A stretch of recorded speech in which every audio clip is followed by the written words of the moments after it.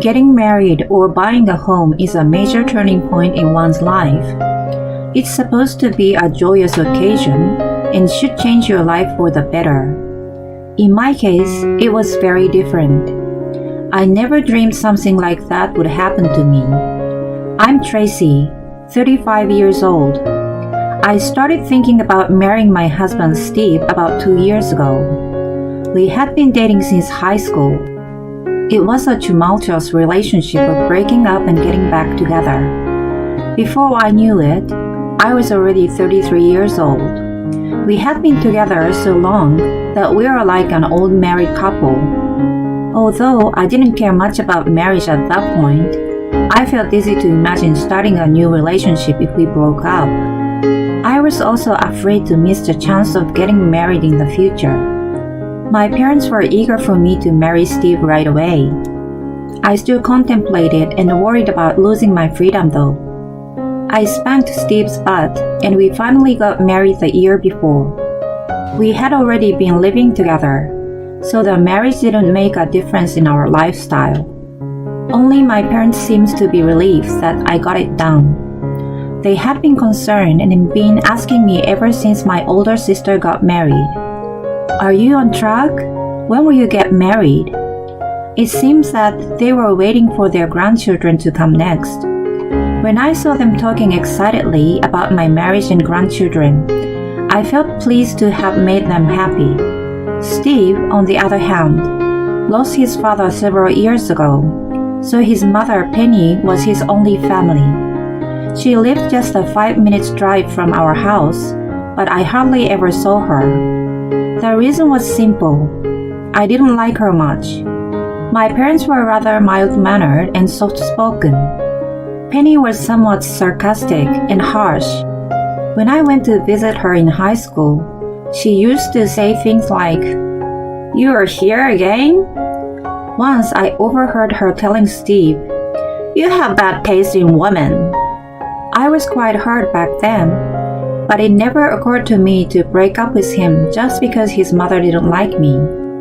I used to be in my friendliest manner in front of her to be liked. When it was her birthday, I worked hard at my part-time job and bought gifts for her. Regardless, her attitude never changed toward me, so I eventually stopped trying so hard and started to avoid seeing her instead. One day, I received a rare phone call from her. I didn't even have her number saved in my phone, so I didn't know who it was at first. When I answered, I heard her voice. "Hey Tracy, I asked Steve for your number. I want to talk to you about something. Can you come over today?" Although I hadn't spoken to her for a long time, she sounded to be in a good mood. Since I had been avoiding her, I felt a little relieved that she might have been happy about our marriage. "Okay, I will come after I finish my work." I was a freelance web designer. I used to work for a company, but I became independent after I made good connections. Thankfully, my income was more than twice as much as when I was an employee. I worked from home and was able to adjust my hours to suit my needs. However, I had to do my chores as well. "Then can you come over in the evening?" Penny asked me. "I have to prepare dinner." I was about to refuse. "Steve will probably be working late tonight, so I think he will have dinner outside." I wondered how she knew about it. Was he in frequent contact with her that I just didn't know about? I was surprised. Well, she was his mother and lived alone, so he must have concern about her. I convinced myself with my thoughts. Okay, I will be there around 6 p.m. I promised and hung up the phone. Steve had been coming home late from work. I thought that he might have been visiting her. After all, it's only the two of them in the family, so they must have needed to help each other. I was thinking positively about it. In the end, it was only wishful thinking on my part. A few hours later, "Hi Penny, it's been a while." I greeted her by handing her a box of sweets I bought in the neighborhood. She smiled and tossed it aside without thanking me. Her gesture gave me a bad feeling. I followed her into the living room, feeling a little annoyed. As soon as we sat down on the sofa, "Hey, are you building a house?" she asked me. "Oh, you heard from Steve. I want a bigger workspace, and if we are going to move, we might as well build a house. Nothing concrete has been decided yet." I was a little surprised that she already knew, but Steve was chatty, so he must have mentioned it to her. What she told me next was quite shocking though. "Oh, good. Then it's not too late. Can you make a room for me too? I'm getting old, you know. I feel lonely living alone." That's a bit sudden. It was totally out of the blue. I couldn't immediately give her an answer. "Why not? You're making a lot of money, and Steve too is working. If you could build a 2-story house with separate entrance, we won't see each other much. But if something happened, it's easier to help each other out.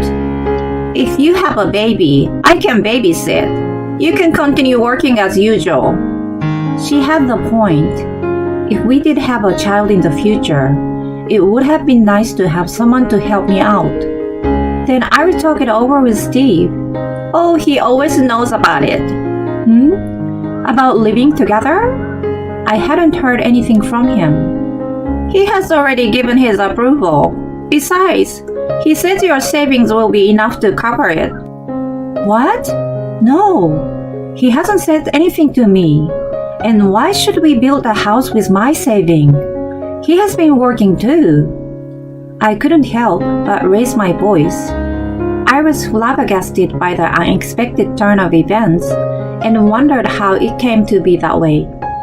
"Because he hasn't been able to hold down a job for very long and hasn't saved a lot of money. You can pay up first, and I will pay you later when this house sells. I've already gotten a quote from a real estate agent." She was calm, as if she had already made up her mind. "You've already made arrangement to sell the house? Well, I understand what you've said so far. I will talk to Steve, so please wait. I'm leaving now." I left her house and groaned over the situation. Then I took out my phone to call Steve. There was a message from him saying, "I'm going out with my clients, so I don't need dinner." Penny was right. I thought she was closer than me to him. Penny just spoke to me about living together. I sent a reply, but it didn't get 2 ticks. In the end, he didn't return home until after midnight. I wanted to discuss the matter with him as soon as possible, but he was coming home late every day, and we couldn't find time to talk. I was freaking out that Penny was going to sell the house at any moment. I threatened him by saying that if he wasn't home on Sunday, we weren't going to build a new house. And the day came. Steve had been playing video games in his pajamas since morning. "Hey, what are we going to do about the house?" "Oh no, I'm already busted." He was so engrossed in the game that the conversation didn't go anywhere. "Hey, are you listening to me? I've been thinking about the mortgage. From the beginning again." I was getting irritated. I didn't want him to complain later that he wasn't aware of anything, so I recorded the audio while I explained about the mortgage. "So that's the type of mortgage we are going to get. Don't complain about it later, okay?" "What the hell is this stupid game? Let's play a different one." I was beginning to wonder if our marriage was a good idea. At that moment, Steve's cell phone got a notification ring. "I'm going to step out for a bit." He got dressed and went out. I didn't think anything of it other than he was so carefree, but I should have suspected him at that point. I contemplated the house a lot and agreed with what Penny said. I tried to think positively that living together would have been more comfortable than I expected, and we decided to build a 2-story house in the end. In any case, I was very happy to have a new home of my own. The exterior was completed, and then the interior was done. The dream home was steadily becoming a reality. Steve left everything to me, saying he had no idea and was too busy. When I needed a signature from the head of the household, he signed quickly as directed without even trying to read the contents. Although I was annoyed by his aloofness, he left me alone to do whatever and however I wanted.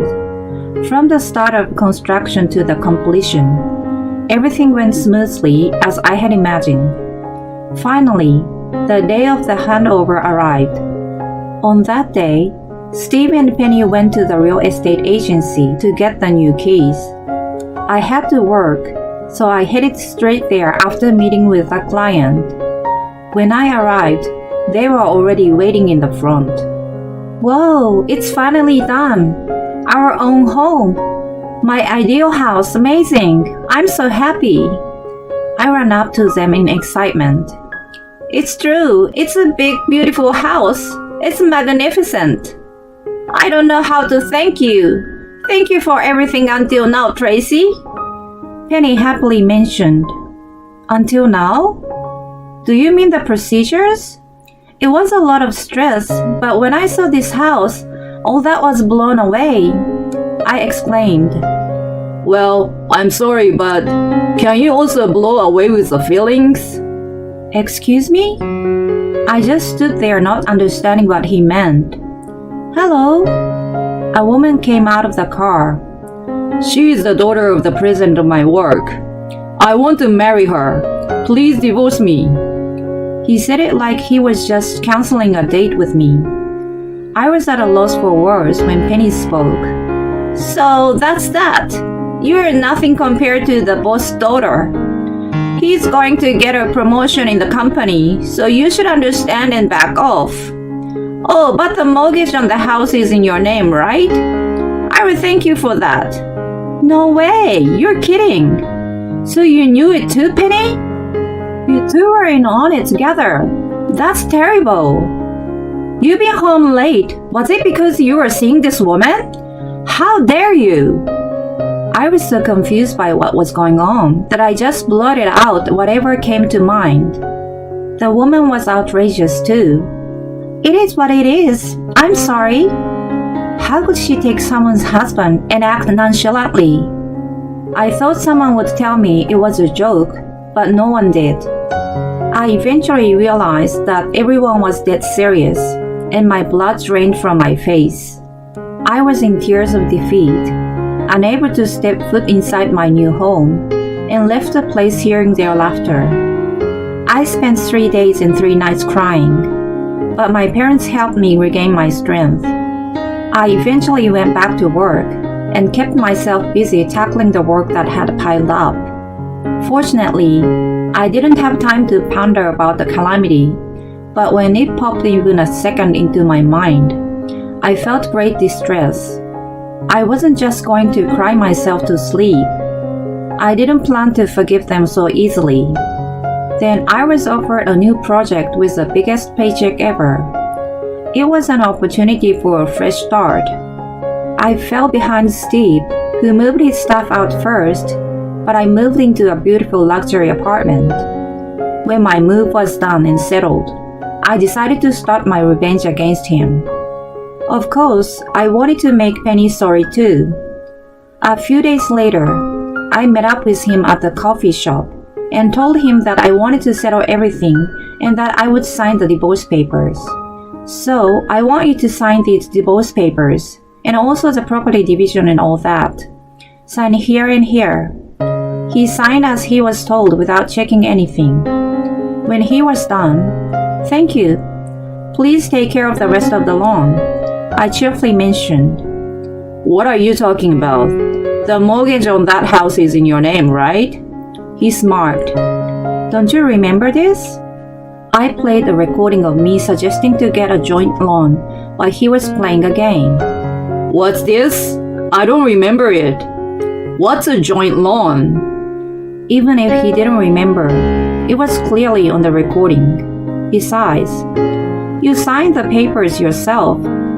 A joint loan is an agreement between a husband and a wife that they will pay the mortgage together. The documents that he signed without reading them also contain an application for the loan. Am I supposed to pay for half of the loan? That's impossible. I couldn't stand his attitude to still try to escape after all he had done. I'm sorry to hear that. You signed the papers just now, didn't you? After what happened, I consulted with the bank I borrowed from and my lawyer. We consolidated the loan into one in your name, since you will continue to live in the house. You're going to have to pay for everything. What are you talking about? You can't do. I could do it. My parents were out of the world furious. You know my father was a banker, right? His ex-subordinates hold high positions now. One of them took care of the loan stuff for me. He was the one who advised me on the joint loan. So I told him everything that had happened, and he told me how to transfer the mortgage to you. Steve's face grew paler by the second. Wait, you didn't. Actually, I tried living with the boss's daughter, but things didn't work out. She's back at her parents' house right now. The president is angry with me. He said he was going to cancel my promotion. I'm not getting a raise, and if we don't reconcile, I won't be able to stay at the company. I could care less. I was betrayed by him in front of me, a guy I had been with for years. Suck it up. You will get the loan documents in the mail later. You can take care of the rest. It's none of my business now. Honey, don't say that. Help me. He started crying in the cafe, and people around him were staring at him. He was about to say something, but I didn't want to hear anything else. I hoped he would be punished for treating me like a cash machine. After I walked a few steps away from the table, I realized that I forgot to leave money for the coffee and went back. It's just a coffee. I will pay for it, Steve mumbled. After all the talk about hundreds of thousands of dollars, it may not be a big deal. I just don't want to owe you even a penny. Tears welled up in his eyes again. A grown man crying in a coffee shop was a hideous sight. I quietly put the $10 bill on the table and left. A few months later, the house is up for sale. My father has been in contact with his ex-subordinate. I've heard that Steve fell behind on the payments after paying a certain amount from the sale of Penny's house. He resigned from his job, so I assume that the woman dumped him. I wonder what he's going to do with the rest of the loan until he finds a buyer. He has been unable to find a job and currently have no income, so he's living in a small apartment with Penny. She's working as a cleaner to make ends meet.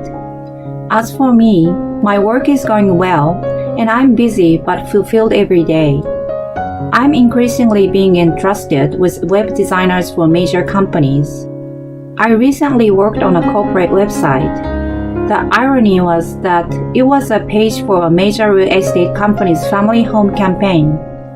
In any case, it is a joy to see my parents happy when they see what I have created. As my network of business contacts expands, I've met a guy who catches my attention. He is a hard-working competitor. I'm 35 years old now. I can start over however I want. It's up to the person to decide where life starts to get interesting.